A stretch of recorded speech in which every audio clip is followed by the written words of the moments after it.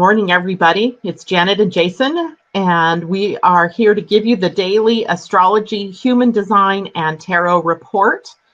I was just telling Jason, I wish I had better news for everybody, and it's always so hard for me when things are looking bleak in the astrological landscape because I'm such a Pollyanna and I want everything to be okay. I was just telling Jason that I wish I could tell everybody that peace on earth had descended and that the Garden of Eden was here. Unfortunately, yeah, it's more like, hi, I'm your host and it's all for shit. Let's begin. It's not all for shit, but it feels that way because, we've got a good chunk of Northern California on fire, people losing their lives, their homes, their livelihoods. The news reporting some of those fires in a more not positive, but spending more time on some fires and not enough time on other people and their struggles through this. And I'm not sure what the difference is, except maybe the first, set of fires is in, a bigger area. Who knows? The media does what the media does. But there are people suffering out there, people who are scared to death that they're going to lose their lives or their homes or everything they've built their lives around, their livelihood, etc. And, I just want to say to people, our hearts and minds are with you. We're sending out as many prayers and as many good thoughts and good wishes as we can. And we are hoping and praying for everybody's safety and that hopefully Mother Nature can get on board with us and bring some rain your direction in Northern California. And there are still people suffering, Jason, from the effects of the hurricanes, right? We're not done with that.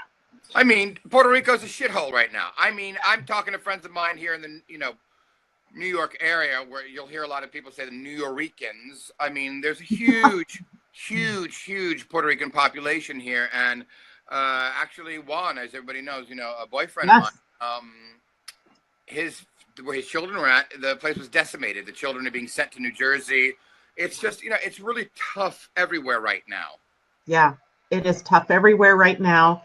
And just know you're not alone. You're not going through this alone, that there are people who love and care for you all throughout this country. And speaking of which, our girl Michelle, who's out there maybe listening, we love you. We're sending lots of rain in our heads, Well, partly this is because Northern California and most of California itself went through a decimating drought for something like 9 years. They were in a very deep drought. And last year they pulled themselves out of the drought based on a big ton of rain that fell. I mean, remember in the spring and in the late winter, all we were hearing about was California and these big storms. And unfortunately, all of that rain brings about a whole lot of growth in plants, undergrowth in the forests, and then you have the dry summer and you enter into fall. If you're a Californian, and I grew up in California and I know this, you enter into the fall with the potential for big winds, the Santa Ana winds in Southern California, the Diablo winds in Northern California, and you get a recipe for fire.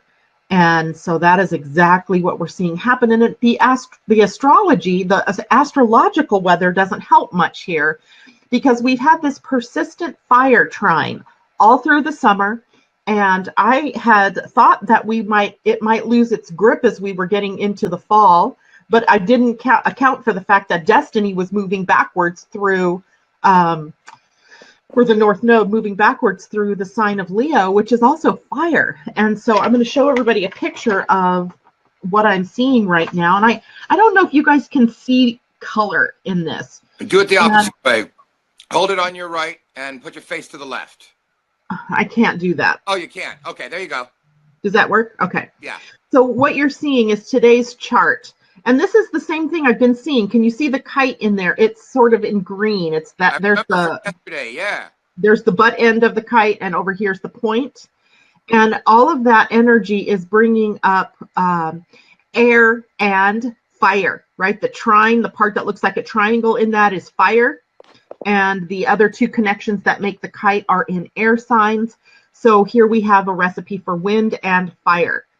Now, we have these things happen all the time, but when you have something persistently going on from like months, it pretty much makes a potent kind of recipe for change in the landscape of fire and air come together. They create, boom, explosions. Now, you'll also see I've outlined here this black square. This black square is a cardinal square, challenging aspect, made up of the planets. Let's see who's there. Uranus, the moon today at 20 degrees of Cancer, the sun and Mercury in a conjunction in Libra, and Pluto in Capricorn. And that tends to create a static condition, a stable condition at whatever level it's at. So that's why I say I don't see that this is going to change anytime soon. And I think the result of all of this fire energy is in effect for a long time. It may not be that we're on fire for that long, but the resultant energy takes a long time for us to overcome. And, human will and human spirit always wins out, right? The spirit of humanity is beautiful to watch in action. Once the crisis is past, the best of humanity will come out and people will help to rebuild and to, create their neighborhoods once more. But right now we're in that terrible, ugly part of this where, the loss and the devastation is what's uppermost in their mind. And in that sense, it's creating a lot of fear. So people like you, Jason, are tapping into that fear. I know that your issues in your stomach, I know my own issues that have been going on in my stomach and my gut are all about this fear that we can't help but absorb. I mean, we're incommunicado with each other, right? We're always connected. And so the pain that one human being is feeling is a pain that all of us are feeling. So people out there who are, experiencing this, you're not alone. You're not alone. We're here with you. We may not be experiencing the same level of devastation, but we feel your pain. And if there's anything any of us can do, reach out, right? We would be glad to do things that would help our fellow human beings in need here. Some things to watch for. As we move into tomorrow, the sun will be moving into Leo, the moon will be moving into Leo, adding a little more fire to that for the next couple of days. And I don't know that means more fire, but I think it means a little tougher time for the firemen on the lines to contain the fire and make it, a little more easy to put out. I'm thinking it may be another, week before we can come to some real containment possibilities here. So all I can say is be strong, be there for one another. Don't go into fear because these are all just things, right? I know the loss of life is what's probably more devastating than anything. And this is a surprise because I don't think I remember fires from my own childhood where people died. Maybe firefighters or the people that were on the front lines, but I don't recall fires ravaging neighborhoods like this, such as what's happening in Northern California, and it's pretty tragic. So take heart. You're not alone. People are with you, and this too shall pass. It may just take another few days before we can get through it. On the bright side, there is no bright side. We need to get through this. Stop bullshitting. You know it. This is just tough, challenging stuff. It's brain frying to me that we can put a man on the moon, but we can't create 10,000 airplanes that scoop up salt water, carry it, and dump it. Now, this is not rocket science. I'm not asking you to put pellets in the clouds and make it rain. But we have the ability to make planes like this. California itself should have just planes like this. So at the onset, things are doused. How many more years are we going to do this, folks? I mean, these fires I know are necessary for the rebirth of the land, but it's been a consistent problem for well over 10 decades. No, honey, it's been a problem for centuries. There we go. But I was being facetious. Yeah, My point California and the West Coast has history. The trees have evolved and adapted to fire as their form of reproduction. And so fire is a part of the landscape. If you live in the West, you know it. It's there. There's no way around it. The best we could do is mitigate that by where we build, right? How we build what we build, how much brush there is around you. And, people build, developers build neighborhoods in the worst places ever. And then we're surprised when devastation happens, when a fire rages through a canyon and everybody was trapped. So, I mean, there are things that we as humans have done to create and participate in this. But, that's not the discussion we need to have right now. The discussion we need to have right now is how do we help the people that are being affected? Exactly. And then the conversation should switch to now, how can we help prevent this in the future and help mitigate the effects of fire as we move down the line? And, I really resent the people out there who are talking about, the fact that global warming is a joke and that there's nothing we can do about this, and our president making it easier for the EPA to just walk all over people by making more coal plants and using coal more efficiently, or using coal at all when we don't need to use these fossil fuels anymore. We have so come past this, yet money is what is keeping us divided between healthy, resourceful use of fuels and the unhealthy and unsustainable use of natural resources. And I am, I don't know, I'm pretty damn close to sick of it. I'm pretty much ready to march my ass onto Washington and take a stand. And herein lies the effing problem, right? You cannot get a group of people together I don't know what it takes to do this, but enough people have to come together and demand change. Otherwise, it's just so much noise in the atmosphere, right? Just so much noise in the atmosphere. So get a grip, people. Wake up, start smelling the coffee, start moving together, and figure out ways that we can achieve peace and prosperity and not this constant drain on our finances from catastrophes, from corporations digging into our lives. And I'm getting up on my soapbox. Let me get off my soapbox. I hope you have a better card to draw for us today, Jason. Oh. Want to just stop the broadcast now? No. What it got? Oh, we have seen this before. Okay, hold on. Let me hide your name so I can, and pull it back just a titch. It's the wands. There's fire. Lift it up now. It is the 10 of Wands. Struggle, it looks like, under the burden of trials and tribulations, maybe? Fire, wood, kindling, fire, burden. Pretty straightforward. Cards talking about the fires that are coming down on people. Not just physical, mental, emotional, the aftermath fires. And everybody right now is feeling burdened. But I want to tell you that as much as it isn't some huge beam of light from heaven above, there is always hope. And so I'm going to bring it over. I need you to be able to tell me when you can see the top of the burro's head. I can see it. Is that a diamond or a crystal? It's too blurry. It's an owl. Oh, wisdom. Yeah. Also, the owl stands for what? Rebirth. Rebirth. Life. It's the earth wanting to do what it wants to do. We might have other ideas about it. The fact that we still in this day and age, don't know how to contain shit like this, like I was mentioning before. Unacceptable. When I get this card, Janet, I often tell people that the only way out of it is through your intellect and wisdom. Sometimes there are moments where action is needed.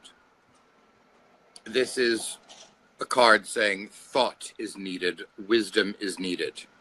Now, I'm going to wax philosophical for 2 seconds, and it is not soapbox oriented.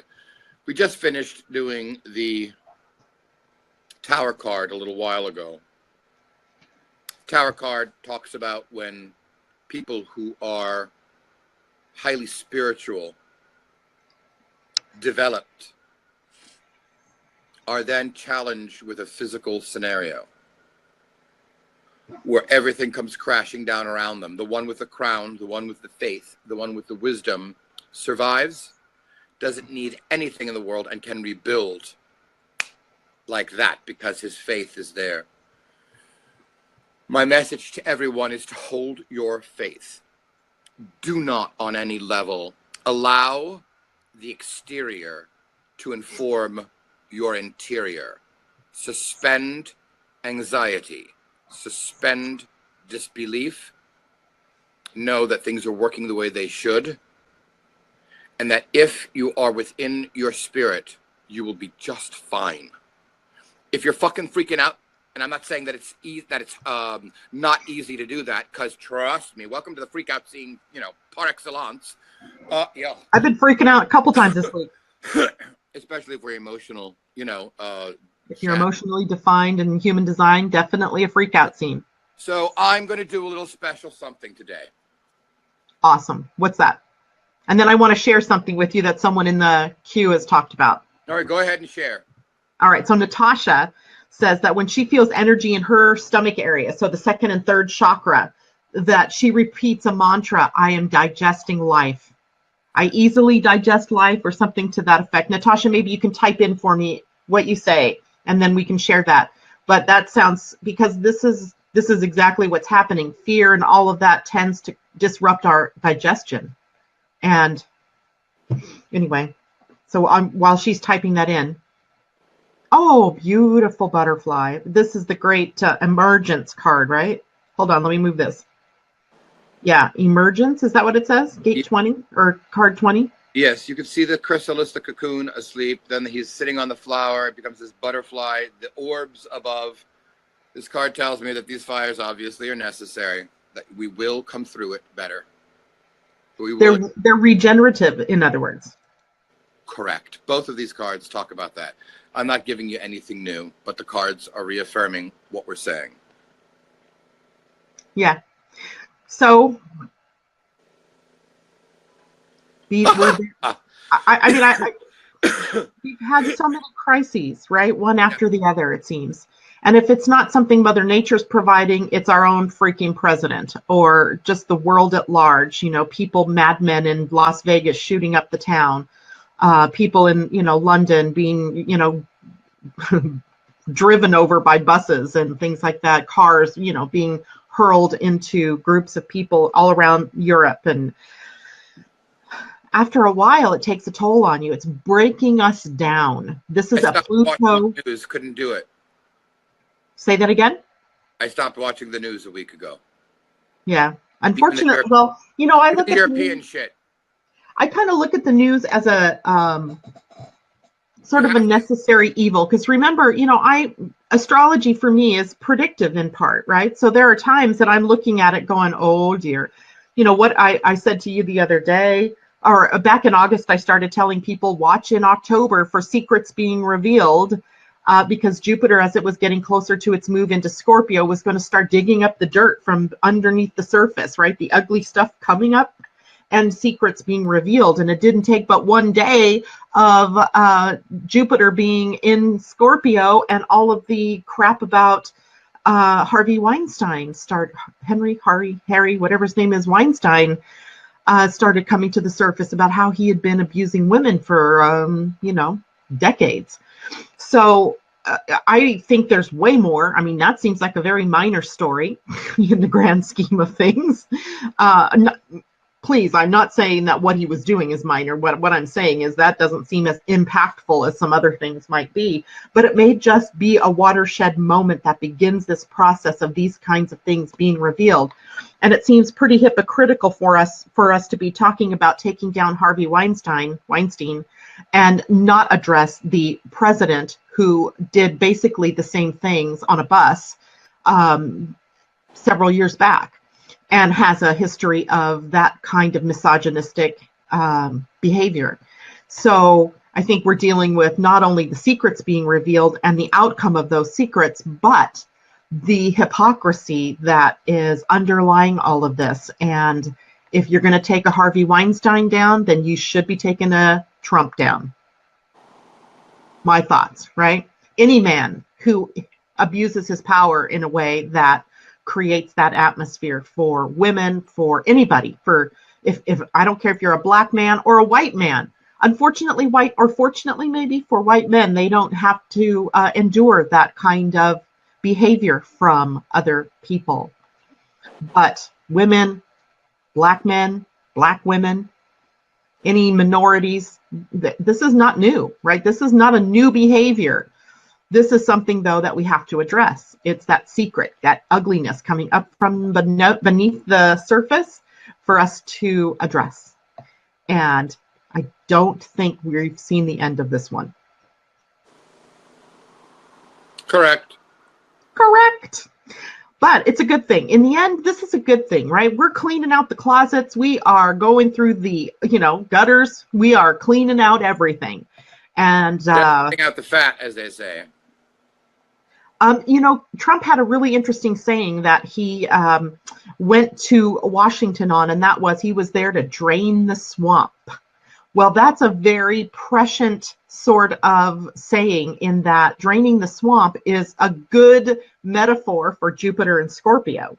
So expect more draining of the personal swamps, like your own life, where you're hiding the dirt and the trash and the garbage and the shit that you don't want to deal with, because it'll come up.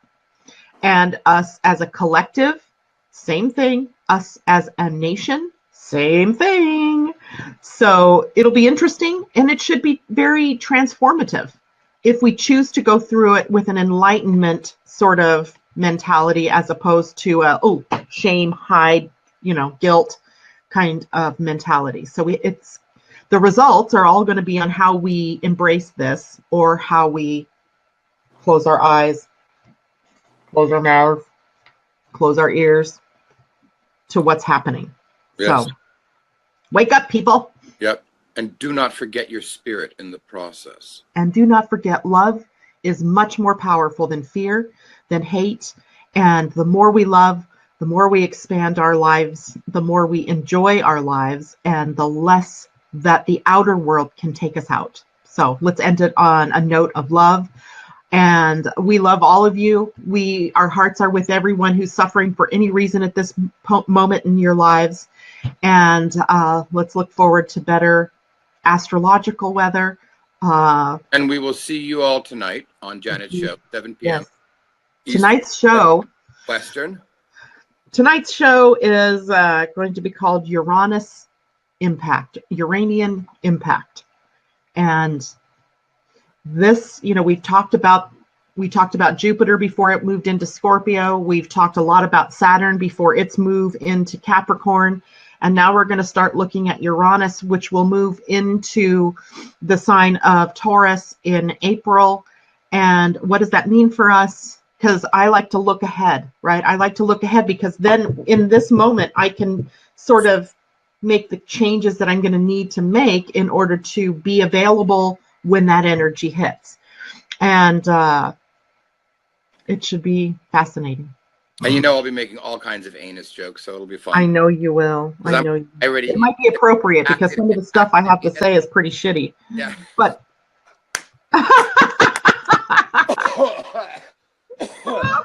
oh gosh.